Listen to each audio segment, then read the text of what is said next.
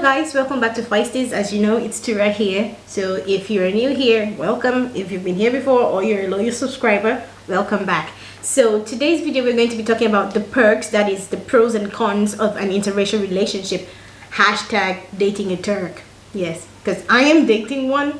No, we're not dating anymore, we're past that level, but I'm in a relationship with one and it's crazy sweet and crazy bitter and crazy sour. So anyways, we're going to be talking about interracial relationships, what you gain from it and how draining it will be. So if you're new to this channel, please don't forget to hit the like button, subscribe, comment and hit the notification bell so you get new videos once they're down here. So without any further ado, I made up a pretty little list on my phone about what we're going to talk about when it comes to interracial relationship. Hashtag dating a Turk or being in a relationship with a Turk, whatever it is, but as long as it is a Turk, male or female Turk, I want to give you my own experience, because one of my subscribers commented some time ago in a video I made, and she was like, she's in a relationship with a Turkish person, she doesn't know if they're nice people because it's more like a long distance relationship and she doesn't want to be putting her eggs in one basket and then it doesn't work out. I know, sister, I know you feel like that when you're dating out of your comfort zone,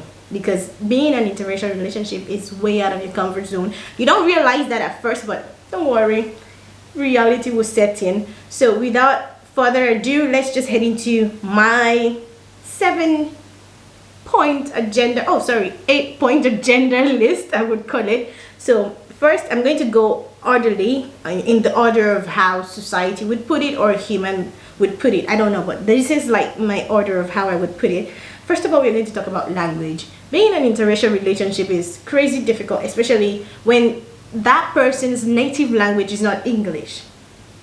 Yes, because some people's native language is their native language, not English. English is like not the primary language. So for me, for example, I've been born and bred speaking English, like chewing it like chewing gum or something. It's kind of difficult, especially because some Turks, pardon me, but this is the truth, some Turks don't see the need of English because mostly everything is done in your country using Turkish. So it's a little problem for you if you don't speak the language. So number one thing, if you're coming to Turkey, make sure you're going to apply for a course or you're going to meet a friend who speaks Turkish and you will learn it.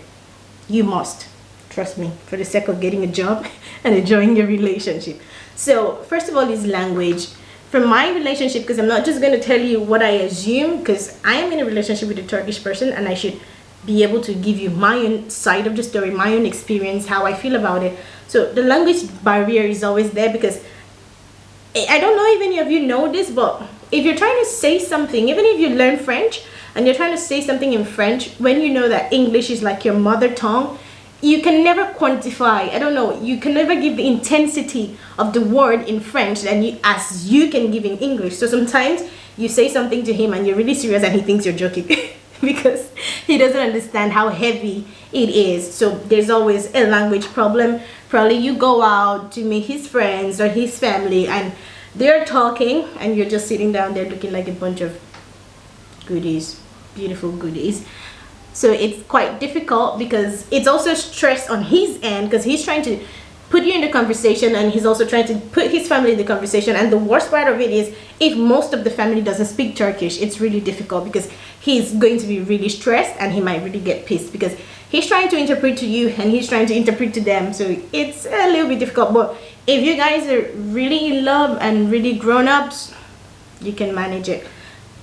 So just know that number one problem in an interracial relationship is the language, but also it's good because you're teaching him yours and he's teaching you his, like interchangeable. It's fun, trust me. Not at the first time, but you'll get a hang over it. So the second is the cultural values.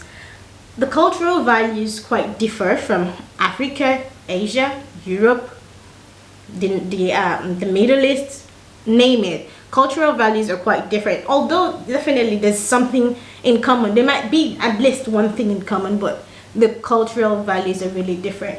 For example, we have in Turkey, there is a way of greeting an elderly person, especially your mother-in-law or your brother, your partner's elder person in the family. There's always a certain way. You don't just like hello or hi. really people who really take the culture seriously, like my partner, you have to learn it. So cultural values are quite different. Like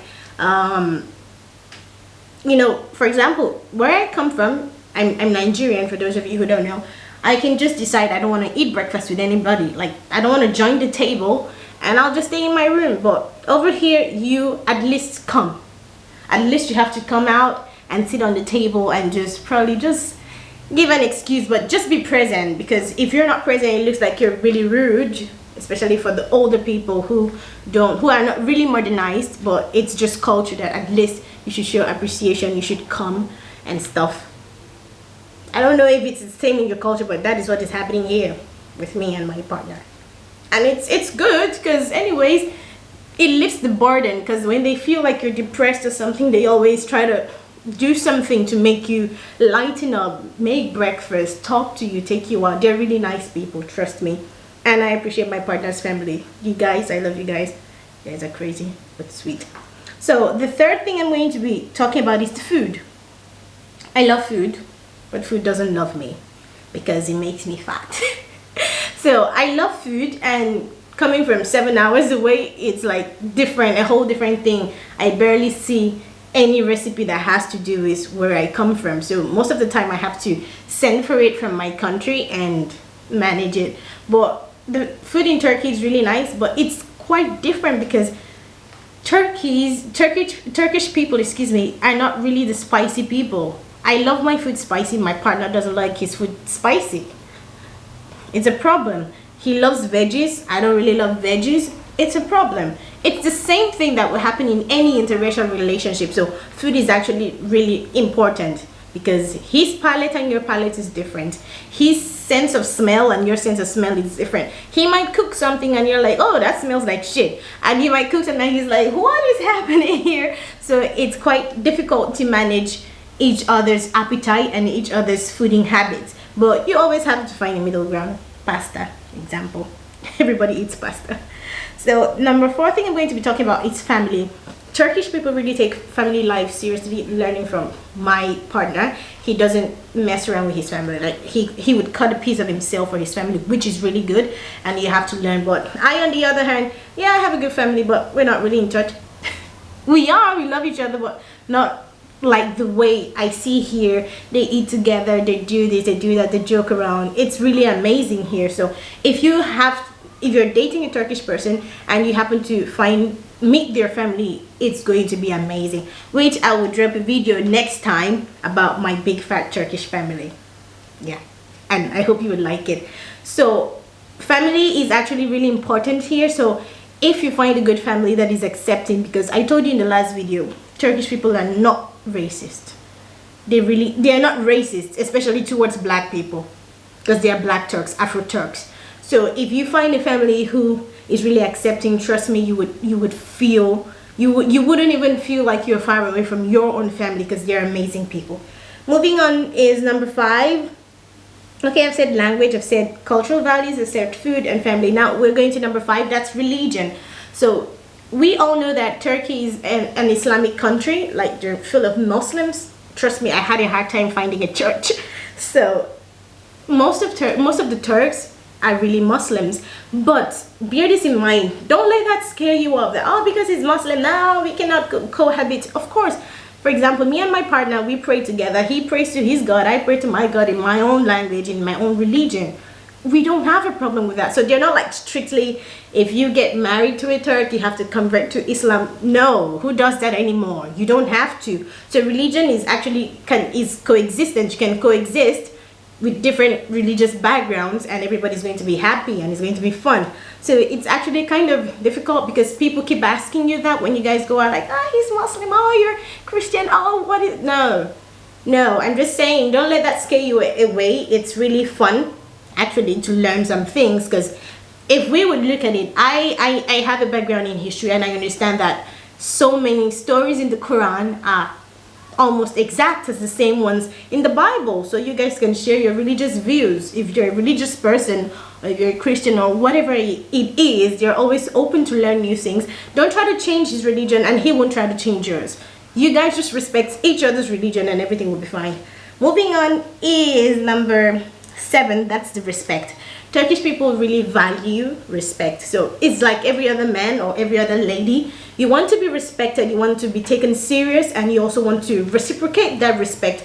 But in this context, the respect is like, you know, you go out with your partner and somebody starts flirting with you. No, don't do that in front of a Turkish person. Don't do it to his woman, because he's going to punch your lights out. Yeah, I'm serious. So you know that wherever you are, if you're out with him, he would do everything in his power to defend your honor and keep your respect wherever you are. You just have to know that. So there's nothing too much of respect. Just know that don't try to flirt with a Turkish person's girl or a Turkish person's guy. You're going to get punched.